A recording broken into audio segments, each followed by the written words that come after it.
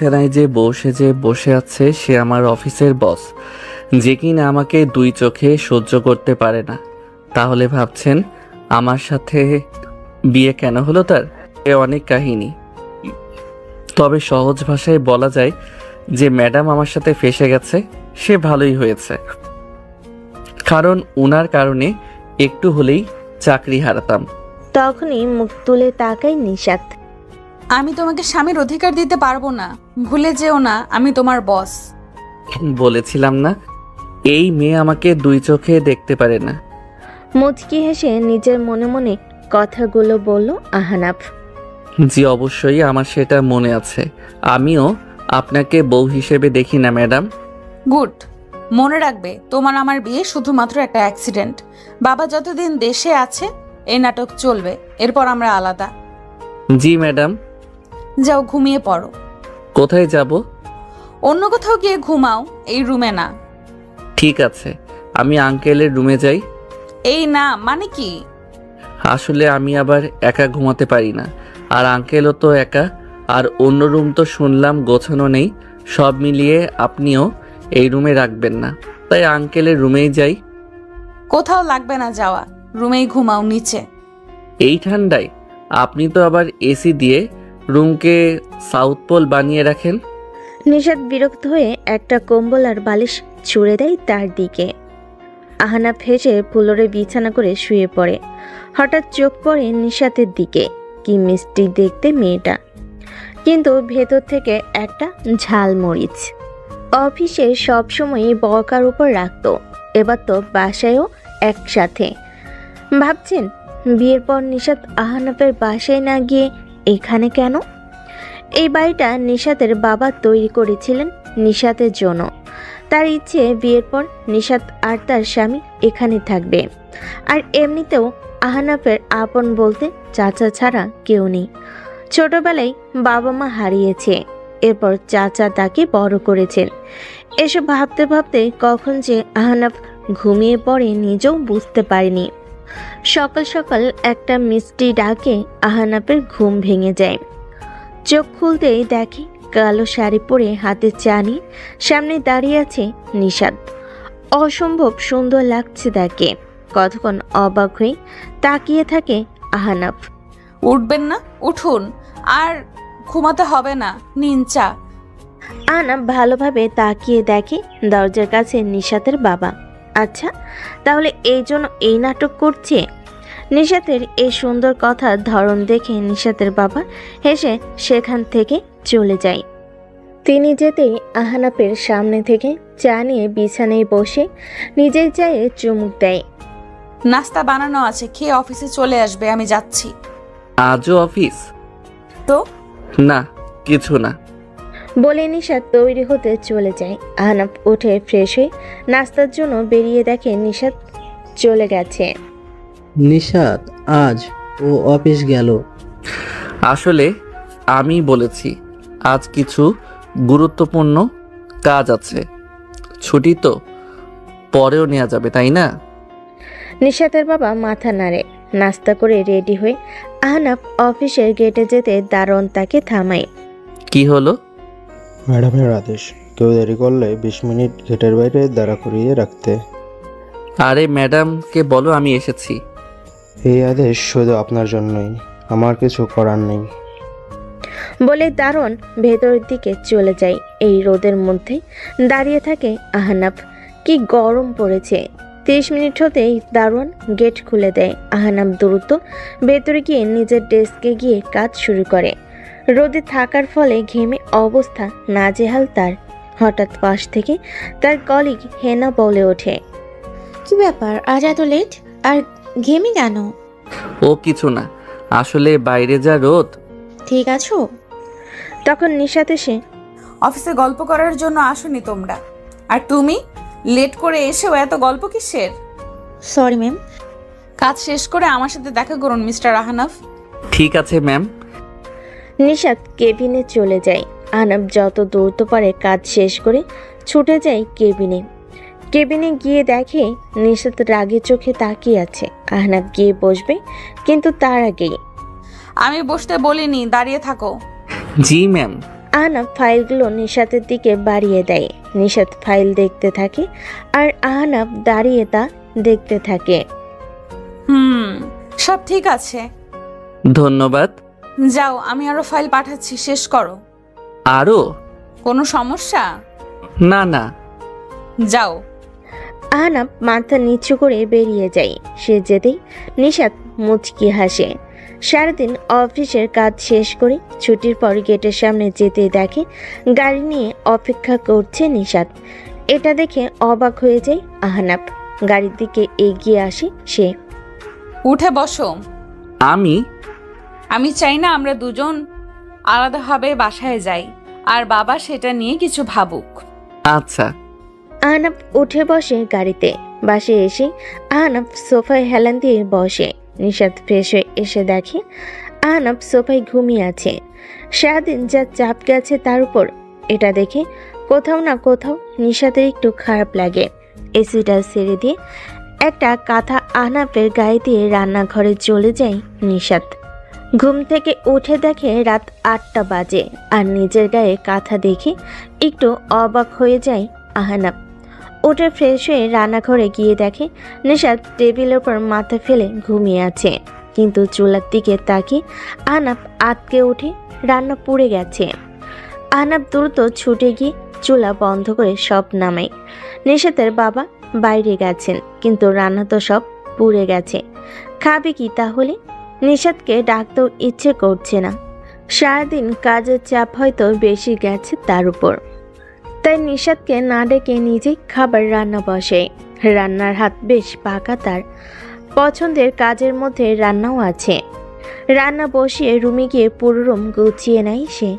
আহনাফ বেশ গোছানো ছেলে, আর অন্যদিকে নিশাত শুধু নিজের জন্যই যত্নশীল। নিশাত ঘুম থেকে উঠে পুরো বাড়ি অন্ধকার। ঘুটঘুটে অন্ধকারে কিছুই দেখা যাচ্ছে না, কিন্তু আলো নেই কেন? আর আহনাফ কোথায়? ফোন হাতে নিয়ে এদিক ওদিক দেখতে থাকে নিশাত। দোতলার জানালায় গিয়ে তার গায়ে কাটা দেয়। বাড়ির ঠিক বাইরে কিছু বড় গাছ, যা দেখেই কারোর ভয়ে শরীর ঠান্ডা হয়ে যাবে। ভয়ে গলা শুকিয়ে যায় নিশাতের। দ্রুত সিঁড়িতে নামতেই ধাক্কা লাগে কারোর সাথে, আর এর ফলে চিৎকার দিয়ে ওঠে নিশাত। কিন্তু তখনই ফোনের আলোতে দেখতে পায় নিশাতের সামনে দাঁড়িয়ে আছে আহনাফ। আহনাফকে দেখে যেন নিশাতের দেহে প্রাণ ফিরে আসে, আর ভয়ে ভয়ে আহনাফকেই নিশাত জড়িয়ে ধরে। আহনাফ হতবাক হয়ে যায়। নিশাতকে কান্না করতে আগে দেখেনি সে। নিশাত মেয়েটা সাহসী বলে জেনে এসেছে সে। তখনই আলো ফিরে আসে। আমি আসবো? বাবার কণ্ঠ শুনে নিশাতের হুঁশ ফিরে আসে। দ্রুত আহনাফকে ছেড়ে দূরে গিয়ে দাঁড়ায়। এরপর সেখান থেকে রুমে চলে যায়। নিশাতের বাবা হেসে সেখান থেকে চলে যায়, আর আহনাফ সেখানেই দাঁড়িয়ে থাকে। রাতে নিশাতের বাবা আর আহনাফ খাবার টেবিলে এসে বসে। নিশাত ফ্রেশ হয়ে গিয়ে দেখে রান্নাঘরে সব গোছানোই আছে। নিশাত ভাবে ঘুমানোর পর আহনাফ তার রান্না নামিয়ে গুছিয়ে রেখেছে, তাই সে সেগুলো ভেবেই টেবিলে এনে রাখে। আজ আমি তোমার জন্য স্পেশাল রান্না করেছি বাবা। বাহ, কি সেটা? তোমার পছন্দের চিলি চিকেন। কথাটা শুনে আহনাফ মাথা নাড়ে, কারণ সে তো চিলি চিকেন রান্না করেনি। কিন্তু আহনাফের ইশারা না বুঝে ঢাকনা খুলে দিতে নিশাত তার বাবা অবাক। কোথায় চিলি চিকেন? এটা তো অন্য একটা রান্না। নিশাত অবাক হয়ে তাকিয়ে থাকে। আচ্ছা মা, রান্না তুই নিজে করছিস তো? বলে তিনি আহনাফের দিকে তাকায়। আহনাফ নিশাতের দিকে তাকিয়ে আছে। নিশাতও ভুরু কুচকিয়ে তাকিয়ে আছে। আহনাফ বুঝতে পারছে আর রাতে তার খবর আছে। খাবারের সময় নিশাত বারবার আর চোখে তাকাচ্ছিল আহনাফের দিকে। এতেই গলা শুকিয়ে যাচ্ছিল আহনাফের। কোনোভাবে খাবার শেষ করে রুমে গিয়ে বসে আহনাফ। নিশাত সব গুছিয়ে রুমে গিয়ে দেখে আহনাফ আকাশের দিকে তাকিয়ে আছে। এই যে আমার রান্নাটা কোথায়? আমার রান্না কেন নেই? আসলে ম্যাম, আপনি যখন ঘুমাচ্ছিলেন তখন আপনার রান্না অক্কা পেয়েছে। মানে পুড়ে গেছে সব। কি বলছো? জি। নিশাত কিছুক্ষণ চুপ থেকে কিছু না বলে টেবিলে বসে অফিসের কাগজ ধরে আহনাব বারান্দায় গিয়ে আকাশের দিকে তাকিয়ে থাকে। কাজ করতে করতে হঠাৎ আহনাফের দিকে তাকায় নিশাত। তাকে এভাবে আকাশের দিকে তাকিয়ে থাকতে দেখে বলে ওঠে, আকাশে কি এমন দেখছো? চাঁদ, আজকে চাঁদটার আলো যেন অন্য দিনের চেয়ে বেশি, বেশ সুন্দর লাগছে। কি লাভ দেখে সময় নষ্ট করা? হয়তো আসলেই সময় নষ্ট, তবে সুন্দর জিনিস উপভোগ করাই ভালো। করতে থাকো। বলে কাজে মন দেয় নিশাত। হঠাৎ আহনাফের ফোন বেজে ওঠে। আহনাফ আসার আগে চোখ পড়ে নিশাতের। স্ক্রিনে হেনা নামটা ভেসে আছে। আহনাফ এসেই ফোনটা রিসিভ করে বারান্দায় চলে যায়। কিছুক্ষণ পর কথা শেষ করে এসে দেখে নিশাত তৈরি হচ্ছে কোথাও যাবার জন্য। কোথায় যাচ্ছেন ম্যাম? রবিন কল দিয়েছে। এত রাতে কোনো ছেলের সাথে বের হওয়া ঠিক দেখায় না। তোমার সাহস কি করে হয় আমার উপর কথা বলার? আমি কি করব না করব তোমাকে জিজ্ঞেস করতে হবে? Sorry ma'am. ভবিষ্যতে এই সাহস আর দেখাবে না। বলেই রাগে গজগজ করতে করতে বেরিয়ে যায় নিশাত। আহনাফ চুপ করে দাঁড়িয়ে থাকে। জানালা দিয়ে দেখে নিচের গাড়িতে অপেক্ষা করছে রবিন, আর নিশাত গিয়ে গাড়িতে উঠে চলে যায়। জানালার পাশেই একটা চেয়ার নিয়ে বসে থাকে আহনাফ। রাত 1টা। নিশাত বাসায় ফিরেই দেখে রুমের লাইট জ্বালানো। রুমে গিয়ে দেখে জানালার পাশে আহনাফ চেয়ারে ঘুমিয়ে আছে। একরকম বিরক্ত হই টেবিল থেকে পানি নিয়ে আহনাফের গায়ে ছুঁড়ে দেয়। আহনাফ লাফিয়ে ঘুম ভেঙে উঠে দাঁড়ায়। সামনে তাকিয়ে দেখে নিশাত। নিজের জায়গায় ঘুমাও। বলে গজগজ করতে করতে চেঞ্জ করতে যায় নিশাত। আহনাফ বুঝতেই পারল না তার ভুল কি। তাও কিছু না বলে ফ্লোরে বালিশ নিয়ে ঘুমিয়ে পড়ে। পরদিন সকালে ঘুম ভেঙে যায় নিশাতের ডাকে। সেই সকালের নাটক, এরপর আবার অফিস। প্রতিদিন 20 থেকে 30 মিনিট বাইরে থাকতে হয় আহনাফের। আর রোজ রাতে আড্ডায় বেরিয়ে যায় রবিনের সাথে নিশাত। এভাবেই কেটে যায় 1 মাস। কিন্তু এই মাসটাই রবিন ধীরে ধীরে আরও ক্লোজ হতে থাকে নিশাতের, যা আহনাফের ভালো লাগে না। আবার সাহস করে নিশাতকেও বলতেও পারছে না। ইতিমধ্যে নিশাতের বাবা গ্রামের বাড়িতে গিয়েছেন কিছু কাজে, তাই সকালের ভালো ব্যবহারটাও তেমন পায় না আহনাফ। কিন্তু একদিন রাতে আকাশ মেঘলা, যে কোনো সময় ঝড় শুরু হতে পারে। আহনাফ বারান্দায় দাঁড়িয়ে। নিশাত আজও বাইরে যাবার জন্য তৈরি হচ্ছে। আজ না গেলে হয় না? কেন? বাইরে যা আবহাওয়া, যে কোনো সময় ঝড় নামতে পারে। সমস্যা নেই। বলে নিশাত বেরিয়ে যায়। আহনাফের ব্যাপারটা ভালো লাগে না। কেন যেন আজ মনটা অশান্ত হয়ে আছে। বাইরের পরিবেশটাও যেন তার মনের মতোই আপাতত স্তব্ধ, কিন্তু যে কোনো বড় ঝড় আসবে। রাতে 8টার মাঝে হঠাৎ সবাই খেয়াল করে টিপ টিপ করে বৃষ্টি পড়ছে। তাই এক এক করে সবাই বিদায় নেয়। শেষে শুধু নিশাত, রবিন আর আরেকজন থেকে যায়। হঠাৎ ঝুম বৃষ্টি নেমে যায়।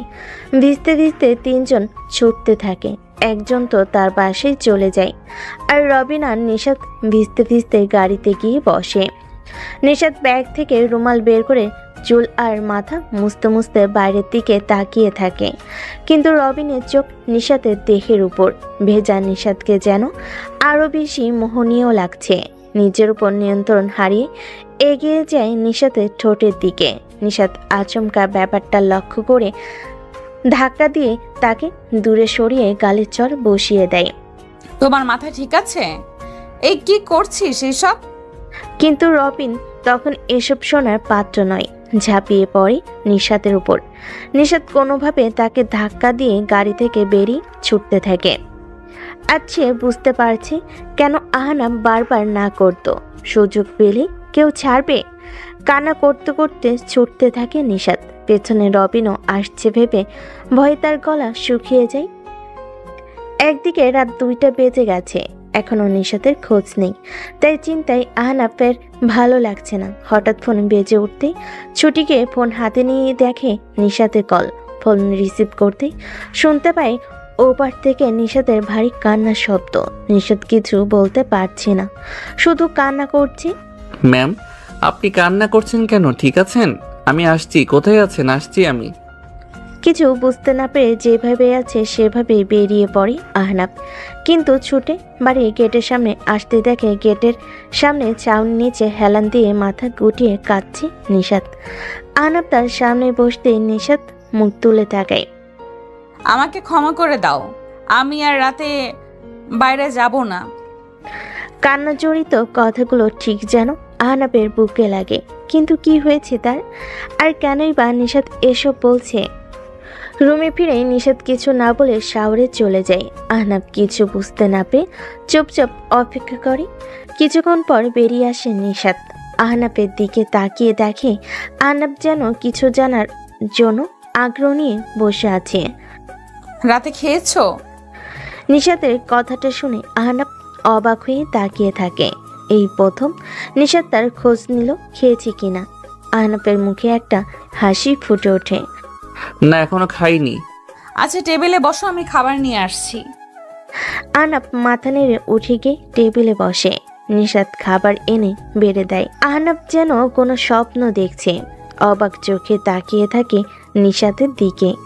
এই স্বপ্ন কখনো শেষ না হলেই যেন সে খুশি। কাল একটা অনুষ্ঠানে যেতে হবে, যাবে? কোথায়? আমার একটা কাছের আপুর কোম্পানির ব্রাঞ্চ ওপেনিং। আমি গিয়ে করব? ফিরতে রাত হবে আমার, তুমি না গেলে একাই ফিরতে হবে। না না, আমি যাব। নিশাত মাথা নেড়ে খাবার শেষ করে উঠে যায়। আহনাব খুশিতে নেচে ওঠে। পরের দিন বিকেল, আহনাব ঘুমিয়েছিল। হঠাৎ কেউ তার গায়ে ধাক্কা দেয়। ধাক্কা খেয়ে উঠে লাফিয়ে দেখে সামনে নিশাত একটা কালো শাড়ি পরে আছে, খোলা চুল। আহনাব হা করে তাকিয়ে থাকে। মেয়েটা পরীর থেকে কম না।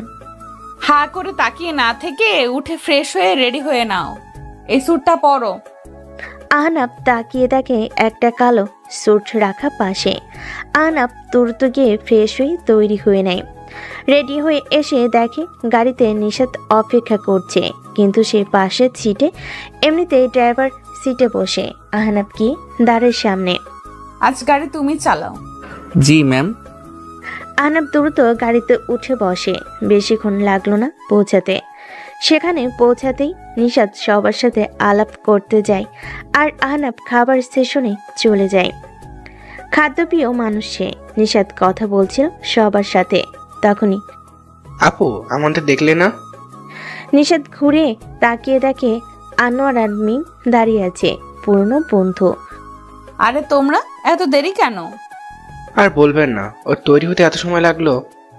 মোটেও না আপু। আচ্ছা হলো হলো। তামিম, মেহেদি, ফারিয়া সবাই ওদিকে আছে, চলো। বাহ, ওরা এলো আর আমাকে বললো না? মাত্র এলাম আমরা। এখানে সবাই আছে কিন্তু একজনই মিসিং। না, ওই তো এসে গেছে। কথাটা শুনে নিশাত তাকিয়ে দেখে গেট দিয়ে প্রবেশ করতেই সে। নিশাত ছুটে গিয়ে সামনে দাঁড়ায়। নিশাতকে দেখে হাসি মুখে তাকায় হায়া। কেমন আছো আপু? এই তো, তুমি? শুনলাম বিয়ে করেছ। তোমার উপর রাগ আমি, তুমি আসোনি। সরি রে, আসলে এখন তো সব একাই সামলাতে হয়, তাই আর কি। ঠিক আছে, চলো সবাই ওখানে। আমাকে এখন আবার একটু বের হতে হবে। কেন আপু? আজ কয় তারিখ? আজ তো তারিখটা মনে করতে নিশাতের মুখটা মলিন হয়ে যায়। হায়ার দিকে তাকিয়ে দেখে তার মুখেও একটা মলিন হাসি। আপু চলো, আমিও যাব। না, তুমি থাকো। না আপু, চলো। তখনই পাশে এগিয়ে আসে আহনাব, কিন্তু নিশাত তাকে থামিয়ে দেয়। তুমি থাকো, আমরা একটু পরেই ফিরে আসবো। ঠিক আছে ম্যাম। নিশাত আর হায়া গাড়িতে উঠে যেতে থাকে অজানা স্থানের দিকে। দেখতে দেখতে একটা বছর হয়ে গেল আপু। তোমাদের জন্য একটা বছর আমার কাছে যেন এক যোগ। কিন্তু আমি এখনো জানি না কেন হলো এমনটা। সব ঠিক ছিল আর এক মুহূর্তে সব শেষ। আমরা ওর হাসির ভেতরে লুকিয়ে থাকা কষ্ট বুঝতে পারিনি। জানো, এখন খুব ঘৃণা হয় নিজের উপর। প্রথমে পরিবার, এরপর কাছের মানুষ, বন্ধু বান্ধব, এরপর আমিও। কেউ বুঝতে পারেনি ও ধীরে ধীরে আমাদের থেকে দূরে যাচ্ছে। বুঝতে পারিনি ওর হাসিটা মিথ্যে ছিল। নিশাত তাকিয়ে দেখে হায়ের চোখে পানি গাল পেয়ে বুক অব্দি নেমেছে। নিশাত চুপ করে থাকে। আমাকে এত ভালোবাসা দিয়ে রেখেছিল যে আমি সেটার জন্য বুঝতেই পারিনি ওর ভেতরে কি চলছে। আর সে রাতে যখন ওই কলটা আসলো, সবটা শেষ। বলতেই গাড়ি থামায় নিশাত। হায়া মাথার কাপড় দিয়ে গাড়ি থেকে নামে। রাস্তার পাশে কাঁচা রাস্তা ধরে একটু এগিয়ে যেতেই একটা বড় গাছ, আর তার নিচেই একটা কবর। আজও আকাশে ঝড়ো ভাব, বিদ্যুৎ চমকাচ্ছে বারবার। নিশাত দূর থেকে তাকিয়ে দেখে কবরটার জিয়ারত শেষ করে ডুকরে কেঁদে ওঠে হায়া। নিশাত চেয়েও পারছে না থামাতে। কিছুক্ষণ পর হায়া উঠে দাঁড়ায়, ঘুরে হাতটা ধরে। নিশাত গাড়ি দরজা খুলে আর হায়া এসে গাড়িতে বসে। নিশাত গাড়ি চালু দিতেই একটা বাজ পড়ে, আর সেই আলোতেই কবরে কাব্য নামটা স্পষ্ট দেখা যাচ্ছে। নিশাত আর হায়া গাড়ি নিয়ে ফিরে আসে ভ্যানুতে। হায়া মুখ মুছে স্বাভাবিক হয়ে প্রবেশ করে। আড্ডায় বসে সবাই। তা নিশাত, তোমার স্বামী আসেনি? নিশাত কিছুক্ষণ ভেবে উত্তর দেয়। খাবার নিয়ে পড়ে আছে। এটা শুনে সবাই হেসে দেয়। তামিম আনোয়ারার স্বামী হিসেবে কেমন? মোটামুটি। আচ্ছা তাই? সত্যি বলতে আমি নিজেকে অনেক ভাগ্যবতী মনে করি ওকে পেয়ে। ও আমার রান্নার ভুল কখনোই ধরেনি। মাঝে মাঝে খারাপ খারাপ হলেও চুপচাপ খেয়েও আমাকে বলবে না। তবুও আমি নিজেকে বলতে গেলেই শুনবে না। হয়, এমন ছেলেও হয়। নিশাত হায়ার দিকে তাকায়। নিশাতের মনে আছে একবার হায়া আর সে মিটিংয়ে গিয়েছিল, আর সেখানে হায়া যখন বক্তব্য দিচ্ছিল তখন কাব্য একটা চেয়ারে বসে গালে হাত দিয়ে হাসি মুখে মুগ্ধ হয়ে তাকিয়েছিল হায়ার দিকে। এমনকি অফিসের খাবার নিজেই আনতো, হায়া কাজে ব্যস্ত হলে খাইয়েও দিত। হায়া হয়তো এজন্যই কথাটা বলল। নিশাত হায়ার হাতে হাত রাখলো। হায়া একটা হাসি দিয়ে তার দিকে তাকায়। আর এমন ছেলেদের অনুভূতি অনেক গভীর হয়, বুঝতে পারার আগেই মাঝে মাঝে হারিয়ে যায়। হায়া আস্তে আস্তে বলে, যা নিশাত শুনতে পায়। নিশাত ঘাড় ঘুরিয়ে তাকিয়ে দেখে আহনাফ চেয়ারে দুপা ভাঁজ করে বসে খাবার খাচ্ছে। নিশাত কিছু একটা আজ করতে পেরে দ্রুত উঠে এক গ্লাস পানি নিয়ে আহনাফের পেছনে গিয়ে দাঁড়ায়। কয়েক সেকেন্ডের মধ্যেই আহনাফের গলায় খাবার আটকে যায়। সে তো পানি আনেনি, কিন্তু পেছন থেকে গ্লাসটা বাড়িয়ে দেয়। আহনাফ দ্রুত পানি খেয়ে হাঁপ ছেড়ে বাঁচে। নিশাতের দিকে তাকিয়ে দেখে নিশাত মাথা নেড়ে সেখান থেকে হেঁটে যায়। নিশাত গিয়ে সবাই সহ খেতে বসে। তোমার হাজবেন্ডকে ডাকবে না? ও আগে খেয়ে নিয়েছে, এখন ডাকলেও খেতে পারবে না। কিন্তু তখনই পেছনে আহনাফ হাজির, বলে, আমি কখন বসবো খেতে? কথাটা শুনে সবাই হাঁ করে তাকিয়ে থাকে। বিশেষ করে নিশাত বড় বড় চোখ করে তাকিয়ে থাকে। আপনি আরো খাবেন? হ্যাঁ, তখন নাস্তা করলাম। আরে নিশাত, সমস্যা কি? বসো ভাই। 1 মিনিট। নিশাত ব্যাগ থেকে একটা ইনো বের করে পানিতে গুলে আহনাফকে দেয়। এটা আগে শেষ করে নাও, তারপর কিছুক্ষণ রেস্ট, তারপর খাবে। প্রয়োজনে আমি অপেক্ষা করব। আরে আমাদের এসব লাগবে না, চিন্তা করবেন না। অনুষ্ঠান থেকে ফেরার 1 ঘন্টা পর বিছানায় পেট ব্যথায় কাটতে থাকে আহনাফ। সামনে নিশাত চোখ গরম করে তাকিয়ে আছে। আহনাফের এবার কি হবে? আহনাফ ভয়ে ভয়ে নিশাতের দিকে তাকায়। নিশাত কিছুক্ষণ চোখ গরম করে তাকিয়ে মাথা নেড়ে উঠে রুম থেকে বেরিয়ে যায়। আহনাফ চুপ করে শুয়ে থাকে। তখনই আবার নিশাত কিছু মেডিসিন নিয়ে এসে আহনাফের সামনে বসে। এক এক করে 2টো ট্যাবলেট আহনাফের হাতে ধরিয়ে দেয়, পানির গ্লাস সহ। এগুলো সহ খেয়ে নাও। জি। নিশাত উঠে চেঞ্জ করতে চলে যায়। পরের দিন নিশাত একাই অফিসে চলে যায়। আহনাফকে বলে যায় যেন বিছানা থেকেও না ওঠে। সকাল থেকে একা থাকতে থাকতে আহনাফ বিরক্ত হয়ে যায়। দুপুর হয়ে আসতেই ভাবলো একটু হেঁটে আসবে, কিন্তু বিছানা থেকে বাইরে পা রাখতে কারোর একটা ছায়া দরজায় পড়ে। আহনাফ তাকিয়ে দেখে নিশাত অফিস থেকে ফিরে রুমের দরজায় দাঁড়িয়ে আছে। আমি তোমাকে না করেছিলাম উঠতে। Sorry ma'am. আমি রান্না করে নিচ্ছি, তোমার কিছু চাই? না না, ঠিক আছি আমি। ঠিক আছে। নিশাত রান্না করতে চলে যায়। হঠাৎ নিশাতের পরিবর্তন দেখে আহনাফ অবাক আবার খুশিও। দুপুরে রান্না শেষ করে খাবার সোজা রুমেই নিয়ে আসে নিশাত।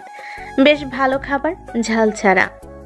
খাবার শেষ করে নিশাত অফিসের কাজে বসে। তখনই আহনাফ উঠে দাঁড়ায় তার সামনে। কিছু বলবে? আসলে সব বন্ধুরা আজ দেখা করার কথা। আমি যাই। পেটের ব্যথা? এখন নেই তো। আচ্ছা, কিন্তু 9টার আগে ফিরবে। মাত্র 9টা? ঠিক আছে ম্যাম। বলে আহনাফ তৈরি হয়ে নেয় বের হতে। দাঁড়াও।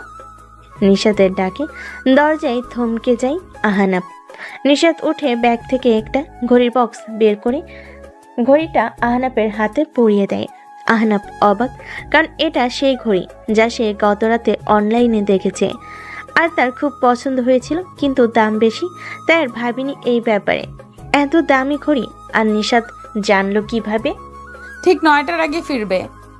বলেই নিশাত নিজের জায়গায় গিয়ে বসে। ঠিক আছে, আসি আমি। রাত 8:45। আহনাফ এখনো বাসায় আসেনি। খাবার টেবিলে খাবার সাজিয়ে বসে আছে নিশাত। এখনো আহনাফের খোঁজ নেই। নিশাত উঠে বাদবাকি কিছু কাজ সেরে নেয়।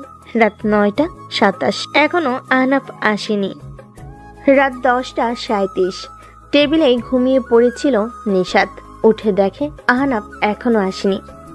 এবার চিন্তা বাঁধে মনে, কিন্তু তখনই ফোন বাজে তার।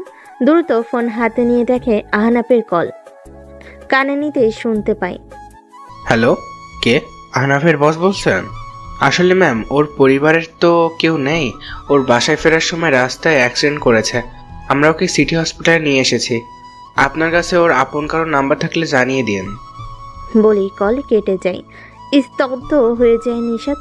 সময় নষ্ট না করে দ্রুত গাড়িতে উঠে রওনা দেয়। খুব খারাপ লাগছে তার। হঠাৎ আয়নার দিকে তাকাতেই অবাক হয়ে যায়। তার চোখ ভেজা আহনাফের জন্য, কিন্তু কেন? এসব ভাবতে ভাবতেই নিশাত হসপিটালে পৌঁছায়। দ্রুত ভেতরে গিয়ে খোঁজ নেই। কেবিনের সামনে এসে দেখে আহনাফের বন্ধুরা দাঁড়িয়ে আছে। তাকে দেখে সবাই একটু এগিয়ে আসে। ম্যাম, আপনি ওর বস না? ওর কি পরিবারে কেউ আসেনি? মানে ওর চাচা আর আপন কেউ? নিশাত রেগে আছে প্রচুর। রেগে বলল, আমাকে এত পরে কেন কল দিলে? সবার আগে কেন না? ম্যাম, ওর ফোনে আমাদের নাম্বার বাদে শুধু 2টো নাম্বার ছিল। ওর চাচা আর বস, মানে আপনার। মানে এই ব্যাপারে অফিসের বস কি করবে তাই আমরা ও ঠিক আছে। জি ম্যাম, ও একটুর জন্য বেঁচে গেছে। ও প্রায় ট্র্যাকের সামনে চলে গিয়েছিল, কিন্তু কেউ একজন ওকে অন্যদিক থেকে টান দেয়। এরপর আমরা গিয়ে দেখি ওর মাথা ফেটে অজ্ঞান হয়ে পড়ে আছে। এরপর আমরা এখানে নিয়ে এলাম। এখনও অজ্ঞান। ডাক্তার বলল কিছুক্ষণের মধ্যে জ্ঞান ফিরবে। নিশাত কেবিনের দরজা খুলে ভিতর গিয়ে আহনাফের পাশে বসে। চোখ মুছে নিজেকে সামলে নেয়। বাইরে থেকে তাদের থেকে আহনাফের ফোনটা নিয়ে এসেছে সে। ফোনে আসলেই তার নাম্বার বস দিয়ে সেভ করা। নিশাত একবার আহনাফের দিকে তাকিয়ে নাম্বারটা বস থেকে বউ নাম লিখে সেভ করে দেয়। কিছুক্ষণের মধ্যেই আহনাফের জ্ঞান ফিরে আসে। আহনাফ তাকিয়ে দেখে সব বন্ধুরা তাকে ঘিরে ধরে আছে। এখন ভালো লাগছে? হ্যাঁ। আপনারা চাইলে ওনাকে বাসায় নিয়ে যেতে পারেন। ওনার গুরুতর কিছু হয়নি, শুধু খেয়াল রাখবেন মাথায় যেন চাপ না লাগে। ঠিক আছে ডাক্তার।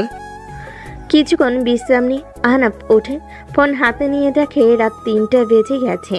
এই সময় ডাক্তার। কিছু ভাবার আগেই তাকিয়ে দেখে কেবিনের সামনে ডাক্তারের সাথে কথা বলছে নিশাত। বুকের ভেতর ধক করে ওঠে তার। কথা শেষ করে কেবিনে আসে নিশাত। নিশাত আহনাফের দিকে একবারও তাকায়নি, বরং তার বন্ধুদের বলে যেন তারা সহ আহনাফকে গাড়িতে নিয়ে আসে। বাইরেই গাড়ি বলে নিশাত বেরিয়ে গাড়িতে এসে বসে। আহনাফ এসে সামনে বসে। তার সাথে 3 বন্ধু পিছনে ছিটে নিশাত গাড়ি চালাতে শুরু করে। বাহ আহনাফ, তোর বস খুব ভালো। আহনাফ তাকিয়ে দেখে নিশাত যেন প্রচন্ড রেগে আছে। হ্যাঁ বস আমি। ও খুব ভালো কাজ করে, তাই বস হয়ে ওর কেয়ার করি। বস তো তাই। আহনাফ বুঝতেই পারল না কেন সে একটা কথাই এতবার বস উচ্চারণ করলো। একে একে সবাইকে নামিয়ে দিয়ে বাসায় ফিরে আসে নিশাত আর আহনাব। বাসায় ফিরে রুমে গিয়ে একটা বালিশ নিয়ে অন্য রুমে চলে যায় নিশাত। আহনাব কিছুই বুঝতে পারল না। পরের দিন সকালে উঠে দেখে নিশাত আগে বেরিয়ে গেছে অফিসের জন্য। আহনাব দ্রুত এই অবস্থাতেও তৈরি হয়ে অফিসের জন্য বেরিয়ে যায়। অফিসে যাবার সময় কাল রাতের কথা মনে ভেসে ওঠে। ট্রাক তার দিকে ছুটে আসছিল, তখন একটা হাত তাকে টান দিয়ে সরিয়ে নেয়। তার মুখ সে দেখেনি, শুধু চোখ জোরে দেখেছে। মুখটা কালো কাপড় দিয়ে ঢাকা, আর কানে এসেছিল অনেকটা পাখির পাখা ঝাপটানোর শব্দ। কে ছিল সে? অফিসে পৌঁছে দেখে সবাই কেমন চুপ হয়ে আছে, আর নিশাতের কেবিন থেকে একরকম ঝগড়ার শব্দ আসছে। আহনাব গিয়ে দেখে রবিন এসেছে। সেই রাত নিয়ে কথা কাটাকাটি করছে নিশাতের সাথে। নিশাত তাকে বারবার বেরিয়ে যেতে বলছে, কিন্তু রবিন মাঝে মাঝে এমন কথা বলছে যে সে হুমকি দিচ্ছে। আহনাব ভেতরে যেতেই রবিন তার দিকে এগিয়ে এসে কলার ধরে ধাক্কা দিয়ে কেবিনে বাইরে ফেলে দেয়। সামান্য কর্মচারী হয়ে আমাদের কথা শোনানোর সাহস কি করে হয়? বলে রবিন দরজা লাগিয়ে দেয়। আহনাব উঠে চেয়ারে বসে মাথা নিচু করে। কয়েক সেকেন্ডের মধ্যেই গেট খুলে রবিনকে ধাক্কা দিয়ে বের করে দেয় নিশাত। রবিন উঠে রেখে নিশাতের দিকে যেতেই কেউ তাকে পেছন থেকে টেনে ধরে। রবিন পেছনে তাকায়। আহনাব তার ঘাট টেনে ধরে আছে। রবিন কিছু বলতে যাবি, তার আগেই এক ঘাসকা টানে সোজা ফ্লোরে ফেলে দেয় আহনাব তাকে। নিশাত অবাক হয়ে তাকিয়ে দেখে আহনাবের মুখ গম্ভীর হয়ে আছে, চোখ কেমন একটা স্তব্ধ হয়ে আছে, রাগের ভাব স্পষ্ট। তোর এত বড় সাহস! কথা শেষ করার আগেই এক সেকেন্ডের মধ্যে আহনাব ঝুঁকে বসে একদম রবিনের চোখের খুব কাছে। এরপর থেকে ওর কাছে যাবার চেষ্টা করলেও আমার থেকে খারাপ কেউ হবে না। বের হ। রবিনের বুকে ভয় জমে যায়। কোনোভাবে উঠে সে একবার নিশাতের দিকে তাকিয়ে বেরিয়ে যায়। নিশাত আহনাবের দিকে যেতে আহনাব ঘুরে তাকায়। সরি ম্যাম, আমার এটা করা উচিত হয়নি। নিশাত কিছুক্ষণ চুপ করে এরপর মুচকি হেসে সেখান থেকে চলে যায়। আহনাব আর বাকিরা অবাক। আহনাব নিজের চেয়ারে বসতেই সবই এগিয়ে আসে। তোমার রাগী রূপ এমন, তা তো জানা ছিল না। আমিও জানি না কি হলো হঠাৎ। তখন কেবিন থেকে নিশাত ডাক দেয়। আহনাব দ্রুত কেবিনে গিয়ে দেখে নিশাত তার জন্য অপেক্ষা করছে। আহনাব গিয়ে সামনে দাঁড়ায়। আমরা দুপুরেই বাসায় ফিরবো, কাজের চাপ নেই, এখানে বসে থাকো। কিছু কাজ এগিয়ে রাখি। চুপচাপ করে বসো। ধমকে চুপ করে বসে থাকে আহনাব। দুপুরে নিশাত কাজ শেষ করে সব গোছাচ্ছিল। আহনাব বের হতে দেখে সবাই কি নিয়ে যেন আলোচনা করছে। আহনাব এগিয়ে যেতেই হ্যানা উঠে দাঁড়ায়। কাল তোমার প্ল্যান কি? কিসের প্ল্যান? ওমা, জানো না? কাল তো ম্যামের জন্মদিন। কাল? হ্যাঁ, জানো না? তখনই নিশাত বেরিয়ে আসে। তোমার হলো? চলো। আহনা আপনার সাথে যাবে। হ্যাঁ। ওকে কি কোনো বিশেষ কাজে নিচ্ছেন ম্যাম? না মানে ওকে দেখতে মনে হচ্ছে অসুস্থ। সেটা আমি দেখবো, তোমরা না। এসো তুমি। আহনাব মাথা নেড়ে নিশাতের পিছনে হাঁটতে থাকে। গাড়িতে সরি, আমি না জেনেই। রবিন স্যারকে? তুমি অফিসে বসের সম্মান বাঁচাতেই তো এমন করলে, তাই না? হ্যাঁ। আচ্ছা, হ্যাঁ ঠিক আছে, বসো। ওকে। বুঝতে পারলাম না ম্যাম। আহনাফ। নিশাতের মুখে নিজের নামটা শুনে পুরো শরীরে কেমন যেন একটা প্রবাহ বয়ে গেল। জি জি ম্যাম। আমার নাম কি? নিশাত ম্যাম। নিশাত ম্যাম। বলতে বলতেই বাসায় ফিরে আসে নিশাত আহনাব। বাসায় ফিরে দুপুরে খাবারের পর আহনাব চুপচাপ বারান্দায় গিয়ে বসে আছে। হঠাৎ রুমে তাকিয়ে দেখে নিশাত ঘুমিয়ে আছে, ক্লান্ত তাই হয়তো। হঠাৎ একটা জিনিস মাথায় এলো, কাল তো ম্যামের জন্মদিন, কিছু উপহার আনা লাগবে। নিশাতকে বলে সে বের হতে দেবে না, তাই আহনাব চুপি চুপি বেরিয়ে যায়। দারোয়ানকে বলে যায় ম্যামকে বলতে সে বন্ধুর বাসায় যাচ্ছে। রিক্সা করে শপিং মলে গিয়ে শাড়ির দোকানে গিয়ে এক একে কিছু শাড়ি দেখতে থাকে। 2টা শাড়ি পছন্দ হয়, কিন্তু দুটোর টাকা তো সে আনেনি। কোনটা নিবে ভাবতে থাকে। এদিকে ঘুম থেকে উঠে আহনাবকে না পেয়ে নিশাত একটু চিন্তায় পড়ে। তখনই টেবিলে একটা নোট পেয়ে হাতে নিয়ে দেখে সেটি আহনাব লিখে গেছে বন্ধুর বাসায় যাচ্ছে। নিশাত একটু রেগে যায়, তাও কি করবে আর। ফ্রেশ হয়ে কফি নিয়ে বারান্দায় বসে। এদিকে সব কেনাকাটা করে বন্ধুদের কিছু জিনিস ব্যবস্থা করতে বলে বাসায় ফিরে আসে আহনাব। 7টা বেজে গেছে। বাসায় ফিরে রুমে গিয়ে দেখে নিশাত টিভি দেখছে। সরি না বলে যাওয়ার জন্য। বসকে বাসার ব্যাপারে না বললেও হয়, ঠিক আছে? টেবিলে পিঠে আছে, বসো, নিয়ে আসছি। নিশাত উঠে গিয়ে পিঠে আর কফি নিয়ে আসে। মুভি দেখবে? আচ্ছা ম্যাম। এরপর দুজন একটা মুভি দেখতে থাকে, কিন্তু আহনাবের মাথায় চলছে রাত 12টার প্ল্যান। 10টা 40 একটা কল আসে নিশাতের। নিশাত উঠে কথা বলতে বলতে বারান্দায় চলে যায়। কিছুক্ষণ পর ফিরে আসে। কে কল দিয়েছে? বন্ধুরা রাত 12টার পর আমার জন্মদিন, তাই যেতে বলল। কিছু অ্যারেঞ্জ করেছে হয়তো। যেতেই হবে। কেন, তোমার কিছু প্ল্যান আছে নাকি বসের জন্মদিনে? আছে। বস তো অফিসে দিতে পারবে। বলে নিশাত হাঁটা ধরে। যদি স্বামী হিসেবে না যেতে বলি? নিশাতের ভেতর ধক করে ওঠে। আলতোভাবে তাকাই আহনাফের দিকে। বলে দেখো। ম্যাম? ম্যাম? না মানে নিশাত, আজ আমারও কিছু প্ল্যান আছে, থেকে যান।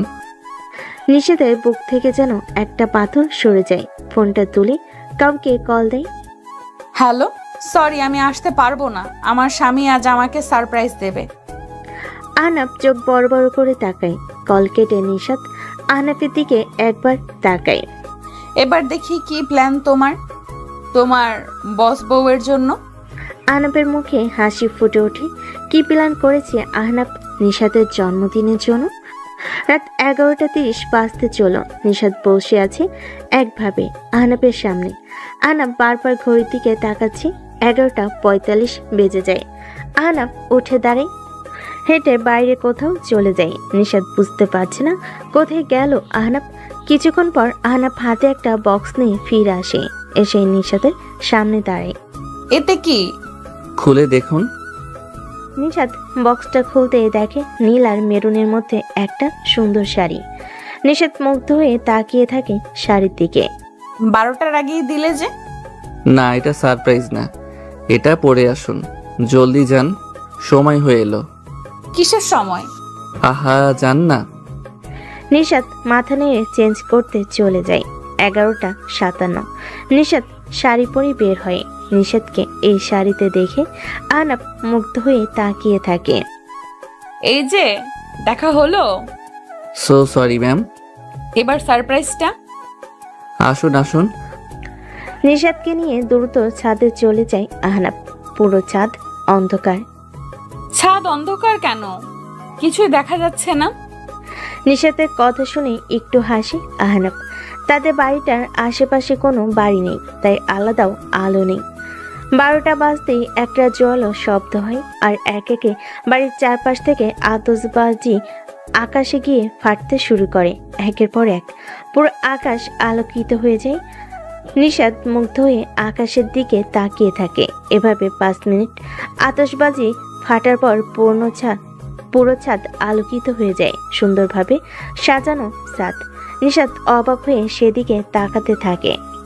এইসব কখন, কিভাবে? তুমি তো আসলে যখন আপনি ঘুমিয়েছিলেন তখন এতে আমাকে কিছু মানুষ সাহায্য করেছে। বলতে নিশাতের বাবা নিশাতের এক ফ্রেন্ড কেক নিয়ে ভেতরে আসে। বাবা, মিলি। হ্যাঁ মা, আমি দুপুরে ফিরে দেখি তুই ঘুমাচ্ছিস। এরপর আহনাফ আমাকে বাকিটা বলল। সরি ম্যাম, না বলে। নিশাত কেক কাটে। প্রথম টুকরো হাতে নিয়ে দেখে আহনাফ দূরে দাঁড়িয়ে আছে। নিশাত এগিয়ে আহনাফের মুখে কেক পুড়ে দেয়। আহনাফ বড় বড় চোখ করে তাকিয়ে থাকে অবাক হয়ে। নিশাতের বাবা আর মিলি হাসতে থাকে। আহনাফ একটু লজ্জা পেয়ে যায়। নিশাত মা, কাল তুমি আর আহনাফ হায়ার গ্রামে বেড়াতে যাচ্ছ। বিকেলের ট্রেন। বাবা, এই হঠাৎ? বিয়ের পর তোমরা কোথাও যাওনি, আর হায়াও বলল গ্রামে যাচ্ছে। ও এবার যেতে হবে ওর সাথে। কই, আপু তো আমাকে কিছু বলেনি। আজই বললো আমাকে। তোমার ফোন নাকি অফ? ও হ্যাঁ, সন্ধ্যায় অফ হয়েছিল। তাহলে কাল তৈরি হয়ে যাবে। বাবা অফিস থেকে সোজা যাবে। অফিস কেন? বাবা কিছু ফাইলে সাইন করতে হবে। আচ্ছা ঠিক আছে। পরের দিন সকাল, আহনাব তৈরি হয়ে বসে আছে, কিন্তু নিশাত এখনো তৈরি হচ্ছে। ম্যাম, আর কতক্ষণ লাগবে? 5 মিনিট। তুমি চাবি নিয়ে গাড়ি বের করে নাও, আমার টেবিলের চাবি। আহনাব মাথা নেড়ে চাবি বের করে বের হবে তখনই সোফায় দেখো স্যুট রাখা নীলচে, ওটা পরে নাও। আমি তো পড়তে পারবো না, তাই না? ঠিক আছে ম্যাম। স্যুটটা হাতে নিয়ে গাড়ি চড়ায় আহনাব। আয়নার সামনে দাঁড়ায় আহনাব, দারুণ লাগছে তাকে। চাবি নিয়ে বেরিয়ে যায়, গাড়ি নিয়ে গেটের সামনে দাঁড়ায় আহনাব। তখনই গেট খুলে বেরিয়ে আসে নিশাত। আহনাবের শাড়িটা পরে, খোলা চুল, রাতে যত সুন্দর লাগছিল তার থেকেও এখন অনেক গুণ বেশি সুন্দর লাগছে তাকে, একদম পরি। নিশাত এসে সামনে তার পাশে বসে। চালাও। জি ম্যাম। আহনাব কোনোভাবে চোখ সরিয়ে গাড়িটা নিয়ে বেরিয়ে পড়ে। অফিসের নিচে সবে অপেক্ষা করছে নিশাতের জন্য ফুল নিয়ে। গাড়ি আসতেই সবে এগিয়ে আসে। আহনাব আগে বেরিয়ে দরজা খুলে দেয়। নিশাত বেরিয়ে আসে। সবাই অবাক, এই প্রথম নিশাত এভাবে অফিসে এসেছে। তাদের মধ্যে রবিনও এসেছে। সবার আগে সে এগিয়ে যায়। Happy birthday Nishat. এখনো রেগে আছো? আর তুমি এই সামান্য কর্মচারীর সাথে মিলিয়ে শাড়ি কেন পরলে? আর এই শাড়ি তো বেশ কম দামি। উজ্জ্বল মুখটা হঠাৎ রাগে লাল হয়ে যায় নিশাতের। তবে রাগ চেপে একটা লম্বা নিঃশ্বাস ছেড়ে পাশে দাঁড়ানো আহনাবের হাত আলতোভাবে ধরে। বিয়ের পর এই প্রথম আমার স্বামী আমাকে কিছু উপহার দিয়েছে, সেটা যেমনই হোক আমার জন্য সবচেয়ে মূল্যবান। কথাটা সবাই শুনে অবাক। আর আহনাব যেন সে যেন একটা ঘোরের মধ্যে আছে। তখনই হাতে একটা টান দিয়ে কাছে টেনে নেয় নিশাত। চলো। এরপর সবাই জন্মদিনের শুভেচ্ছা জানাতে থাকে। এরপর সবাই অফিসের ভেতর যায় আর রবিন সেখান থেকে ফিরে যায়। আজ হেনার কেন যেন মন খারাপ, একদম চুপচাপ হয়ে আছে। দুপুরের মধ্যে সব কাজ শেষ করতে নিশাতের কেবিনে কেউ টোকা দেয়। নিশাত তাকিয়ে দেখে হায়া দাঁড়িয়ে আছে। আপু এসো এসো। শুভ জন্মদিন নিশাত বলে একটা উপহারের বক্স এগিয়ে দেয়। ধন্যবাদ আপু। তোমরা তৈরি? হ্যাঁ আপু। চলো তাহলে। ঠিক আছে আপু। নিশাত, হায়া আর আহনাব অফিস থেকে বেরিয়ে যায় আর রওনা দেয়। ট্রেন স্টেশনে এসে নামে তারা। আচ্ছা ম্যাম, আমরা তো গাড়িতেও যেতে পারতাম। মাঝে মাঝে ভিন্ন কিছুর অভিজ্ঞতা নিতে হয়, বুঝলে? জি আপু। নিশাত মুচকি হাসে। ট্রেনে উঠে বসে তিনজন। ট্রেন স্টেশন থেকে বেরিয়ে ছুটতে থাকে আপন গতিতে। টুকটাক গল্প করতে করতে তারা 9টায় পৌঁছে যায় সেই গ্রামের স্টেশনে। আগে নিশাত নেমে দাঁড়ায় স্টেশনে। তাকে দূর থেকে দেখেই কয়েকটা বখাটে এগিয়ে আসে। কি ম্যাডাম, একা নাকি? এগিয়ে দিই। ধীরে ধীরে নিশাতের খুব কাছে চলে আসতে থাকে, কিন্তু হঠাৎ ছেলেগুলোর চোখে ভয় বড় বড় হয়ে যায় আর এক পা দুপা করে পিছিয়ে যেতে থাকে। নিশাত ঘুরে তাকিয়ে দেখে হায়ার ট্রেন থেকে নামছে আর তাকে দেখে ওরা পিছিয়ে যাচ্ছে। কিন্তু কেন? আপু তুমি ওদের চেনো? ওরা মিরাজ। বকেটে ছেলেগুলোর একজন এগিয়ে আসে। তোমার হাত ঠিক আছে এখন? হায়ের কথা শুনে নিশাত তাকিয়ে দেখে মিরাজের বাঁ হাতে কবজি কাটা, যেন খুব বাজেভাবে ভেঙে গিয়েছিল। না আপু, বা হাতে কোনো কাজ করতে পারি না। আচ্ছা এখন যাও এখান থেকে, ওরা মেহমান। বলতে ছেলেগুলো সেখান থেকে চলে যায়। তখনই সব ব্যাগ নিয়ে ট্রেন থেকে নামে আহনাব। আপু ওরা তোমার কথা শুনছে কেন? কয়েক বছর আগে তোমার মতো আমাকেও এভাবে বিরক্ত করছিল ওরা। এরপর?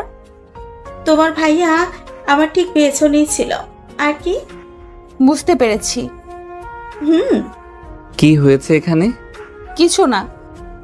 স্টেশন থেকে বেরিয়ে আসতেই দেখে হায়ের জন্য গ্রামের কয়েকজন গাড়ি নিয়ে অপেক্ষা করছে। গাড়িতে উঠে বেরিয়ে যায় স্টেশন থেকে। সারাদিন ট্রেনে থাকার ফলে আহনাব অনেক ক্লান্ত হয়ে যায়, তাই গাড়িতে সে ঘুমিয়ে পড়ে। কিন্তু গাড়ির ঝাঁকানিতে মাথা সোজা রেখে ঘুমানো কঠিন। এটা দেখে নিশাত আহনাবের মাথাটা নিজের কাঁধে রাখে। বাড়ি পৌঁছে আলাদা রুমে চলে যায় নিশাত আহনাব। এখানে এসেও আহনাব ফ্লোরে বালিশ নিয়ে শুয়ে পড়ে। এটা দেখে বিছানা থেকে আরেকটা বালিশ ছুঁড়ে মারে নিশাত। বালিশ মুখে লাগতে লাফিয়ে ওঠে বসে আহনাব। জি ম্যাম। উপরে এসে শুয়ে পড়ো। আপনি নিচে ঘুমাবেন? নিচে ঠান্ডা অনেক। আমি কেন নিচে ঘুমাবো? তাহলে অন্য রুমে। কেন? তো কই ঘুমাবেন? এখানেই। তো আমি কেন যাব? আসতে বলেছি তাই। না মানে। এসো। ধমকে বিছানায় শুয়ে পড়ে আহনাব, তবে মাঝে একটা বালিশ দিয়ে। নিশাত মুচকি হাসে। মাঝরাতে আহনাব জেগে উঠে একটা ছোঁয়ে। চোখ মেলে তাকিয়ে দেখে নিশাত তাকে জড়িয়ে আছে। আহনাব আটকে উঠতে যাবে, কিন্তু তার আগে নিশাত তাকে শক্ত করে জড়িয়ে ধরে। আহনাব ভেবেছিল নিশাত ঘুমে, কিন্তু এবার বুঝতে পারছে সে ঘুমে নেই। নিশাত এসে আলতো করে আহনাবের গালে চুমু দেয়। আহনাব অবাক হয়ে তাকিয়ে থাকে। ম্যাম আপনি?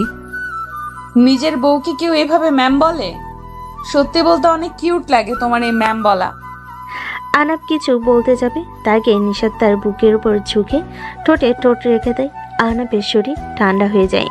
নিজের অজান্তে চোখ বন্ধ হয়ে যায়, হারিয়ে যায় নিশাতের মাঝে। এদিকে রাতের ট্রেনের জন্য অপেক্ষা করছে রবিন, অন্যদিকে হাসপাতালে। আর কতদিন ঘুমিয়ে থাকবে ডাক্তার? বলা যাচ্ছে না, তবে ওর অবস্থা উন্নতি হয়েছে।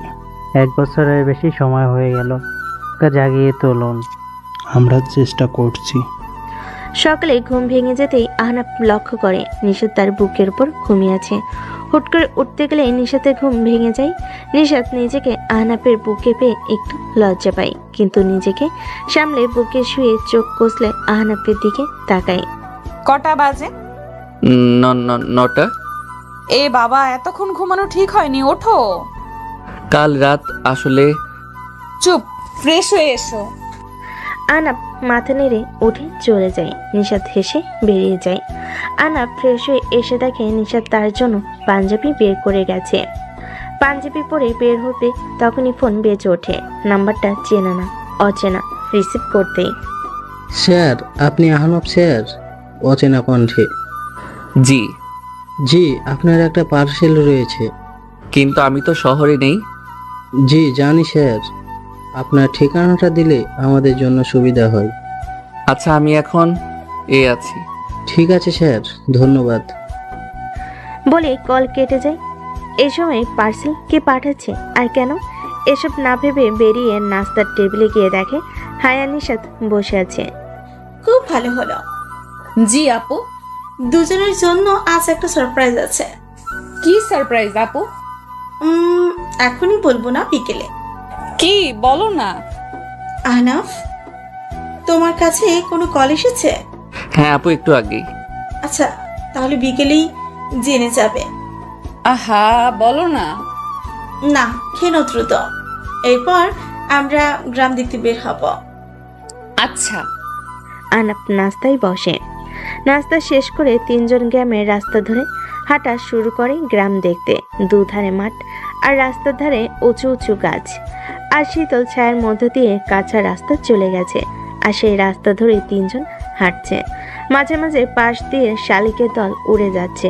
এক মনোরম পরিবেশ। হাঁটতে হাঁটতে হায়া আর নিশাত হাসি তামাশা করছে। হঠাৎ নিশাত হাঁটতে হাঁটতে আহনাবের এক হাত জড়িয়ে ধরে। আহনাব চমকে উঠে তাকায়, কিন্তু নিশার জন্য এটা ভুল করে ধরেনি। সে ধরেই হাঁটছে আর হায়ার সাথে কথা বলছে। আহনাব তাকিয়ে আছে নিশাতের দিকে। আমাকে পরে সারাক্ষণ দেখতে পারবে, রাস্তা দেখো এখন। জি ম্যাম। কথাটা শুনে চোখ পাকিয়ে তাকায় নিশাত। এতে ভয়ে গলা শুকিয়ে যায় আহনাবের। আহনাবের চোখে মুখে ভয় দেখে নিশাত হেসে দেয়। আহনাব একটু মুচকি হাসে। দুপুর হয়ে আসতেই তারা বাড়ির দিকে হাঁটা শুরু করে।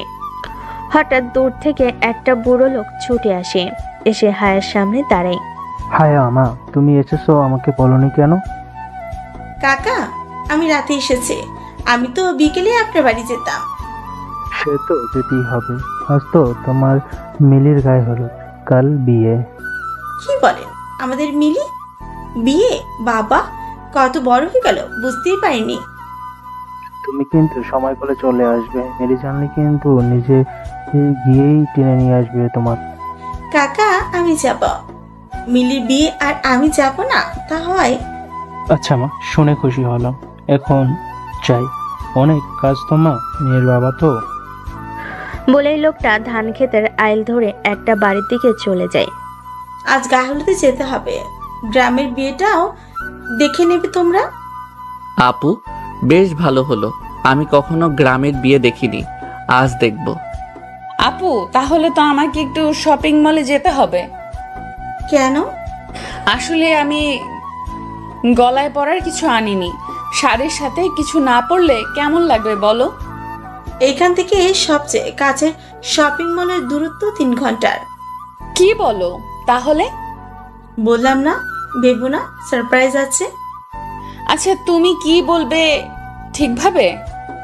বাড়ি চলো। হ্যাঁ আপু, আমার অনেক ক্ষুধা পেয়েছে। তোমার তো সারাদিনই ক্ষুধা পায়।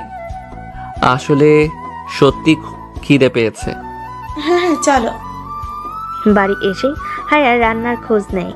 বাড়ির লোকেরা জানে সব দই। এদিকে নিশাত গোসল শেষ করে এসে আয়নার সামনে দাঁড়ায়। ভেজা চুল, এখনো পানি পড়ছে। তখনই পেছন থেকে আহনাফ এসে তাকে দেখে হতবাক হয়ে তাকিয়ে থাকে। কেন যেন একটা নেশার মতো কাজ করছে নিশাতকে দেখে। এইদিকে এসো তো। হ্যাঁ। আহনাফ এগিয়ে যায়। নিশাত তোয়ালেটা আহনাফের হাতে ধরিয়ে দেয়। আমার চুলটা মুছে দাও হালকা হাতে। আমি? কোনো সমস্যা? না মানে।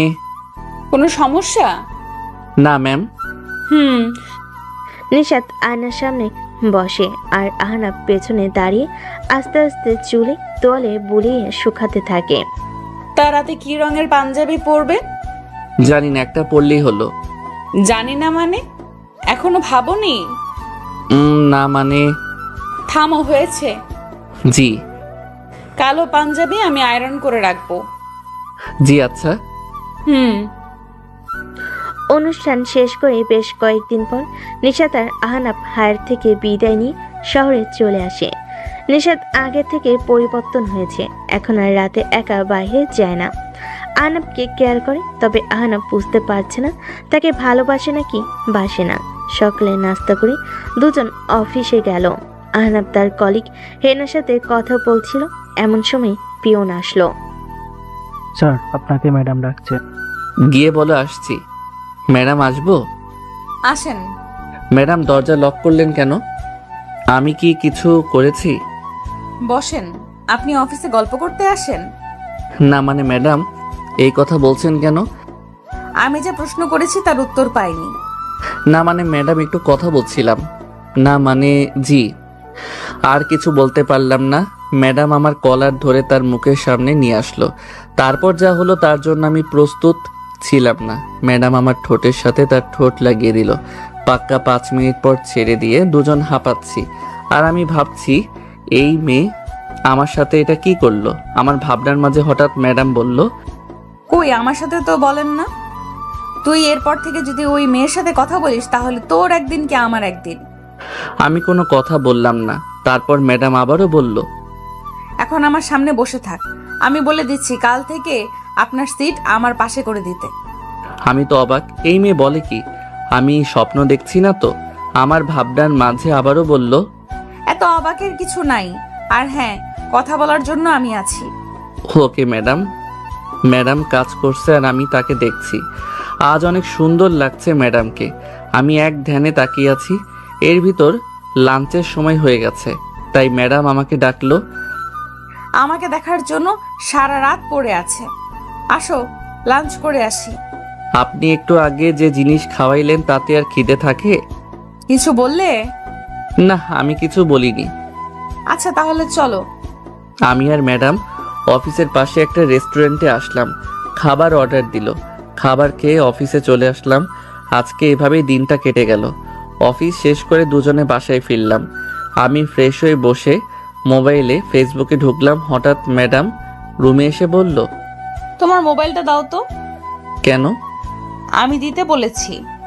আমি ম্যাডামকে ফোনটা দিলাম। ম্যাডাম ফোন নিয়ে বলল, তোমার ফেসবুক ইনস্টাগ্রাম পাসওয়ার্ডটা দাও তো। কেন? আমি পাসওয়ার্ড দিব কেন?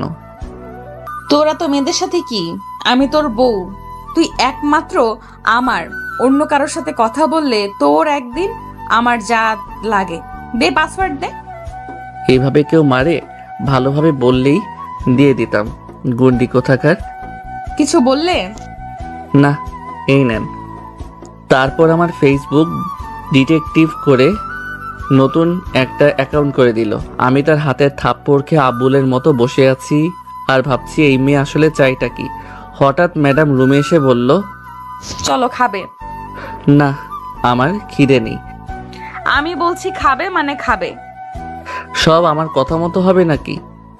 হ্যাঁ, সব আমার কথা মতো হবে। এই কথা বলে ম্যাডাম আমার কলার ধরে ঠোঁটে ঠোঁট মিলিয়ে দিল। কিছুক্ষণ পর ছেড়ে দিয়ে দিল। আমি তার দিকে তাকাতেই দেখলাম লজ্জাই হয়ে গেছে সব। সেই করে আবার সেই লজ্জা পায়। তারপর বলল, আমি তোর বউ, তুই আমার কথা শুনবি না কার কথা শুনবি? আচ্ছা ম্যাডাম। আমি তো ম্যাডামই। নেক্সট টাইম যদি ম্যাডাম বলো তাহলে খবর আছে। তাহলে কি বলবো? আমি তোর বউ, তাই নিশাত বলে ডাকবি। আচ্ছা। চলো খেতে চলো। আমার খিদে নেই। আহালে, আমার বাবুটা রাগ করেছে। রাগ করো না, আমি তোমার 5টা না 10টা না একটা মাত্র বউ। আমার উপর রাগ করো না। রাতে আদর দিমনে। চলো এখন খাবে। তারপর ম্যাডাম আর আমি ডিনার শেষ করে রুমে আসলাম। আমি নিচে ফ্লোরে বিছানা করছিলাম, তখন ম্যাডাম বউ আসলো। তুমি এটা কি করছো? ঘুমাবো, বেড ঠিক করছি। না, তুমি এখানে ঘুমাবে না। তাহলে? উপরে আমার সাথে ঘুমাবে। কিন্তু কোনো চিন্তা নয়। তারপর আমি আর কোনো কথা না বলে খাটের এক কর্নারে গিয়ে অন্যদিকে তাকিয়ে শুয়ে আছি। এরপর নিশাত আমার পেছন থেকে জড়িয়ে ধরলো। এসব কি হচ্ছে? তুমি এভাবে জড়িয়ে ধরছো কেন? আমার না কোলবালিশ জড়ায় ধরে ঘুমানোর অভ্যাস। তাহলে তুমি ওপাশে কোলবালিশ আছে, সেটাকে জড়িয়ে ধরে ঘুমাই। এখানে কোনো কোলবালিশ নেই। মানে? আমার কোলবালিশ কোথায় গেল? ওটা আমি ফেলে দিয়েছি। ফেলে দিছো মানে? কিন্তু কেন? কারণ এই ছোট খাটে 3 জনে ঘুমাতে পারবো না। 3 জন কোথায়? এখানে তো মাত্র 2 জন, আমি আর তুমি। ওই যে কোলবালিশকে নিয়েই তো 3 জন। আমি তো ওই কোলবালিশটা ছাড়া ঘুমাতে পারি না। তাহলে এখন আমি কি জড়িয়ে ধরে ঘুমাবো? কেন তুমি আমাকে আর আমি তোমাকে দুইজনকে জড়িয়ে ধরে ঘুমাবো? না, আমি তোমাকে কিছুতেই জড়িয়ে ধরে ঘুমাবো না। তুমি না ঘুমালে না ঘুমাবে, কিন্তু আমি তো তোমাকে জড়িয়ে ধরেই ঘুমাবো। এই কথা বলে আবার আমাকে জড়িয়ে ধরে শুয়ে পড়লো। আমি আর কিছুই বললাম না, কারণ জানি আমার কথা শুনবে না। আমারও মন চাচ্ছে ওকে ভালোবেসে বুকে জড়িয়ে নিতে, কিন্তু কেন জানি না একটা বাধা অনুভব করছি। আজ সারা দিনটা যে কিভাবে কেটে গেল বুঝতেই পারিনি। আর আমাকে যে মেনে নিয়েছে এটা তো আমার কাছে স্বপ্নের মতো মনে হচ্ছে। এইসব কথা ভাবছিলাম, তখন ম্যাডাম মানে বউ বলল, শুনছো? হুম। আমার না আদর লাগবে। আপনার আদর লাগবে? আমি কি করতে পারি? তুমি কি করতে পারো মানে কি? আমার আদর লাগবে। আপনার আদর লাগবে, আপনি নিয়ে নেন। আমি না করছি নাকি? হায় আল্লাহ, আমার কি ফাটা কপাল, এমন আনরোমান্টিক একটা স্বামী দিলা। আমি আনরোমান্টিক? তো কি? রোমান্টিকতা দেখতে চান, সামলাতে পারবেন তো? তুমি দিয়ে দেখো না। শোনো না, বলেন। আমার তোমার মতো একটা ছেলে বাবু লাগবে। আমার তো আপনার মতো একটা মেয়ে বাবু চাই। সে দেখা যাবে, আগে আল্লাহ যেটা দিবে ওইটাই। আগে তো বাবু আসার কাজ শুরু করবে, নাকি এমনি এমনি প্লে স্টোর থেকে আসবে? আর কি, আমি সম্মতি পেয়ে ম্যাডামকে কাছে টেনে নিলাম। তারপর একে অপরের মাঝে মিশে গেলাম। আমি ম্যাডামের নাভিতে একটা চুমু খেলাম। তারপর নিচে নামতে লাগলাম, আর ম্যাডাম আমার সারা শরীরে কিস করছে আর এক হাত দিয়ে মাথায় হাত বুলিয়ে দিচ্ছে। এরপর আমরা চলে গেলাম অন্য জগতে। সকালে ঘুম ভাঙলো নিশাতের চুলের পানিতে। চোখ খুলে দেখলাম নিশাত মাত্র শাওয়ার নিয়ে বের হয়েছে। আমি বললাম, তুমি একা শাওয়ার নিলে? তাহলে কি করব? দুজনে একসাথে নিতাম। আহা, শখ কত! অফিসে যেতে হবে, তাড়াতাড়ি ওঠো। এতদিন পর বউকে কাছে পেলাম, আর বউ কিনা আনরোমান্টিক। হায় আল্লাহ। রাতে দেখা যাবে কত দূর পারো। এখন রেডি হয়ে নাও, অফিস যাব। নিশাত ওর ফোনে আমার আইডি লগ ইন করে সোজা আগে মেসেঞ্জারে ঢুকলো। এই মেয়েদের শুধু একটাই কাজ, একটু কারোর সাথে কথাও বলতে দেবে না। আল্লাহ জানে যে এখন কি হতে চলেছে। আগে দু একটা মেয়ের সাথে এমনি কথা বলতাম, যদি এটা মাইন্ড করে তাহলে আমি শেষ। ও ফোনের দিকে একবার তাকাচ্ছে আর আমার দিকে একবার তাকাচ্ছে। ভাব ভালো না, ও দেখুক। ততক্ষণে বারান্দায় থেকে ঘুরে আসি, না হলে এখানে থাকলে আমি শেষ। তাই টুক করে বারান্দায় চলে আসলাম। নীলা একদিকে ফোনের মেসেজগুলো দেখে রেগে আগুন। শালার হারামি একটা, আমি থাকতেও অন্য মেয়ের সাথে কথা বলা। দাঁড়া, দেখাচ্ছি তোর মজা। আরে কই গেল হারামিটা? গেল কোথায়? নিশ্চয়ই কেটে পড়েছে। দাঁড়া, যাবি কোথায়? তোকে এমন পেটাবো না যে কথা বলা ভুলে যাবি। আবার কখ থেকে শেখাবো। তবে গেল কোথায়? বারান্দায় গেছে মনে হয়। এই যে এখানে বসলাম, আজকে আয়, তোকে কুচি কুচি করে কেটে আলুর সাথে ভাজি করে রুটি দিয়ে খাবো। কিছুক্ষণ পরে আমি আস্তে আস্তে রুমে ঢুকলো। দেখলাম নিশাত বসে আছে খাটে, হাতে অসহায় ফোনটাকে ধরে আছে। আমিও যখন খুব